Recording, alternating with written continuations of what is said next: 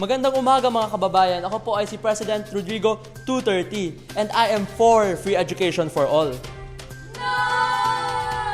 Sino kayo? We are economists. Don't pass the bill. It's bad for the economy. So what do you think? No, there shouldn't be free tuition because when you say free tuition, it's not actually free. The way I understand it is, the expenses that would have been paid by those individuals are covered by the government, and the government uses taxpayers' money. And what would have been free tuition is charged to taxes, which, if you really think about it, it's not really free because you end up paying for it anyway, just not directly. Yes, I think we should have free tuition in our country because education is a right. It's a right for everyone. But the problem is our country is we're not rich. Pero like in other countries, it's a like basic it's a basic need na binibigay ng government. But in our country, in our case, we don't have that much funds to educate everyone in the Philippines. That's why we have capitalists na may mga private schools. And this is a way for them to like boost the economy through capitalism in the country. But because we don't have a good governance, we don't have a good system, hindi nagkakaroon ng system yung mga capitalist na yun, or like hindi nagkakaroon yung government to give free education to everyone in the country. And it's not just because of the funds, it's not just because of the system. I don't think education is being valued here in the country. I think it's being sold. It's treated as a business. So like that's why we have, if you notice, we have more private institutions than public institutions in our country. But I'd like to disagree with that because I believe education is a right and that everyone should have free education. Hindi lamang yung mga rich yung nakakakuha ng like high quality of education because everyone deserves it. It's a yes or no thing. From an economic point of view, it's always great to have free tuition. Simply because as a parent, who does not want free tuition? The problem is, if you look at the economic factors, free tuition means, especially for government, they're getting it from somewhere. To pay the teachers, to pay for the facilities, to maintain the facilities. And that means you're getting it from the taxes of the people. My worry is, you give free tuition, you increase the taxes, to add as the subsidy for all of these. So economically, it's really not a good idea actually. But from the point of view of parents who have kids like you going to college, we would always welcome free tuition anytime. Good day, Lasalians! Welcome to another episode of Why Does? So, Ina, you must be wondering why our fellow economist is trying to stop President Duterte from signing the Universal College Tuition Law. I mean, everybody wants free stuff, right? Yes, that's right, Shed. In this week's episode, we will be explaining the rationale behind the topic of free education. But wait, what does this have to do with economics? Ano nga ba? First, let us establish the facts regarding the progress of the Philippines in terms of education, and let us compare it to other countries.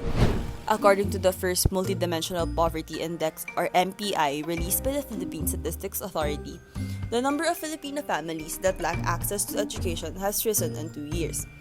Education is the biggest contributor to the overall deprivation of Filipino households, with 36.5% and 36.9% in 2016 and 2017, respectively. The Department of Education receives the highest budget among all executive departments. It has been this way for more than 3 consecutive years now, and in the proposed 2019 budget, education still gets the highest allocation with a total budget of 659.3 billion pesos. In the Philippines, the number of higher education institutions are 10 times more than that of its neighboring countries. However, the Philippines is lacking in performance when compared to other members of the Association of Southeast Asian Nations, or the ASEAN. As stated by Maran Plaza, the Philippines lacks in producing researchers, innovators, and solution providers needed to effectively function in a knowledge community. Over 2 years ago, an act was signed into law by President Rodrigo Duterte, and the University of the Philippines was actually one of the beneficiaries of the said free tuition educational system. The Unified Financial Assistance System for Tertiary Education Act, or UNIFAST, is a law that aims to primarily benefit students who are struggling to pay for tuition and school fees. The qualification to avail of the benefits of free higher education for any applicant is to simply pass the admission requirements and the retention policies of the included schools. The financial capacity or total household income of the student does not matter. So whether the student is of rich or middle class, they will still benefit from the law. Nonetheless, those who voluntarily choose to pay the necessary school fees may do so. The law is not limited to coverage of tuition fees, but covers also miscellaneous and school fees. The government has allocated a budget of 40 billion pesos for the school year 2018 to 2019, and in the starting of the school year 2018 to 2019, around 1.3 million students did not pay their tuition and miscellaneous fees. An article by Shelo Habito presented the reasons to why Philippine economists are against giving free tuition for all. Mainly, he gave 4 reasons to why it won't work. First being, a waste of government funds. Instead of giving it to the students who really need free education, people who can pay for it are now being subsidized by the government, meaning instead of allocating funds to other sectors that really need the government fundings, such as agriculture and building roads, the subsidy goes to students who can afford the tuition fee. This goes to the second argument made, that not all taxpayers have family members that attend college, but then they still pay for the subsidies. The user pay principle is when an individual pays for the benefits they get from consuming commodities, regardless if it's essential or not. So it is fair for a college student to pay for their college education, especially if they can afford it, since its benefits largely goes to them. This principle promotes efficiency since user fees motivate people to avoid waste and make the best use of their scarce resources. However, due to the free tuition for everyone, all taxpayers will be obligated to pay for their tuition subsidy, whether or not they have family members who are attending or planning to go to college. This free tuition eludes the efficiency of user pay principle because according to the article, it entices students who are not even considering tertiary education if there's tuition to pay. Students who pay will take their studies more seriously and diligently than those getting a free ride. Free tuition could attract students without the motivation and ability for college education. It's all a matter of individualistic attitudes. The next argument mentioned states that the system for subsidies are not ideal, which creates a big disturbance and inefficiency in handling the funds for free tuition. Sound economics recommend that education subsidies should be handed not to the schools, but rather to the target students so that they can choose the best school they want to study. Consequently, colleges will then strive for an efficient and quality education because of the competition for students. This is due to the fact that giving the subsidy to state schools does nothing to improve the quality of tertiary education and could only perpetuate mediocrity. This goes alongside with the last argument made, how tuition is only part of the total cost for obtaining college education, therefore making it pro-rich. The cost of a college education does not only consist of tuition and other fees. There are other expenses such as school supplies and living expenses. As the Philippine Institute for Development Studies stated, living expenses and study materials make up the greater part of college costs. Therefore, providing just free tuition will only help the privileged students, but still keep poor ones out of college just because they couldn't afford these other expenses. Lastly, as mentioned in the article, it could unintentionally be anti-poor. It is important to note the underlying implications of free tuition. Let's go into a more analytical standpoints, starting with this graph here. For the academic year 2018 to 2019, the Department of Education allotted 40 billion pesos budget to implement the law.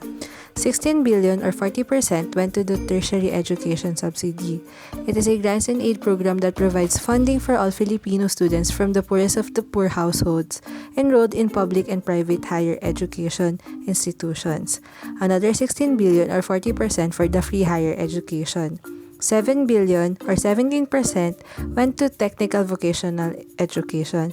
It is a non-formal education that includes opportunities even outside of the external premises that help people, especially the out-of-school youths or adult illiterates who cannot avail formal education. Lastly, the student loan program covers the last billion or 3% of the budget. Under the said program, a student can borrow an initial amount of 60,000 pesos to pay tuition and miscellaneous fees, books, and other materials. Short-term loans will have a 0% interest as long as it will be settled before the term ends. Otherwise, an interest rate of 6% or the prevailing interest rate in the Philippine dealing system will be charged for the school year the loan was taken out. As students enrolled in one of the highest tuition-paying schools, we understand that free tuition would alleviate us from the financial burden. However, as a collective and looking at the long-term effect, its benefits do not outweigh its cons. This relates to the financial principle of high return on investment or the risk-return trade-off. At some point, we have all saved some money to expand our future consumption opportunities. We are able to invest those savings and earn a return on our money because some people would rather borrow money and forgo future consumption opportunities to consume more now. It's the same with the concept of a free tuition.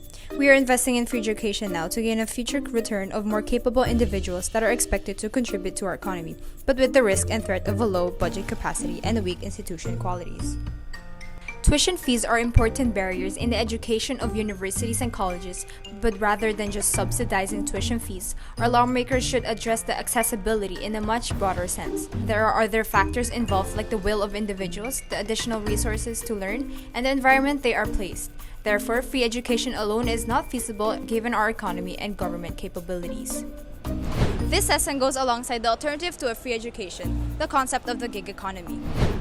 For individuals who might not afford to pay for college, in the gig economy, they are given the opportunity to gain an income without having to go through the educational system. There is more variety and cross-findings that will breed in the different sectors of the economy, which may be beneficial in broadening worker competence and gaining other skill sets not taught at schools. And with the substantial amount of Filipinos that are still put into that traditional mindset that an educational degree will lead to a successful career, the gig economy, fortunately, does away with that. Because in this economy, individuals are learning from experience, which is the more modern and new way of learning in this fourth industrial revolution. To avoid these problems, we have come up with 2 recommendations that can help solve these problems and still be able to help those underprivileged students get their education that they deserve. The first recommendation is giving free vouchers. Rather than allocating a budget, providing free tertiary education to all, these vouchers are intended for those who need financial assistance to pay for their tuition. The Department of Education did the same thing during the senior high school program. However, DepEd's vouchers do not pay for the full tuition, but only give a certain amount of discount to be deducted to the full tuition. CHED can give up to 100% discount if the student's parents cannot really pay for the tuition, as well as giving assistance to the miscellaneous fees. However, the 100% is not for everyone, since there are certain criteria that the students need to be met. Those who will be denied a full tuition discount, they are still guaranteed vouchers amounting from 25% to 80%. This will depend on their grades, parents' income, and other CHED criteria set by them. This will ensure that the financial assistance goes directly to the student's education and is able to help those who really need it, instead of wasting a portion of the budget for those who can pay. The second recommendation is having a revised socialized tuition system. Here, students are provided a tuition discount rates based on the assessment of the financial capacity of the family to which the student belongs to. The said assessment is based on the income of the family, as well as the socio-economic characteristics of the household. We can help more underprivileged students with this system because those who can pay the full tuition with no worries can give their slot to those in need.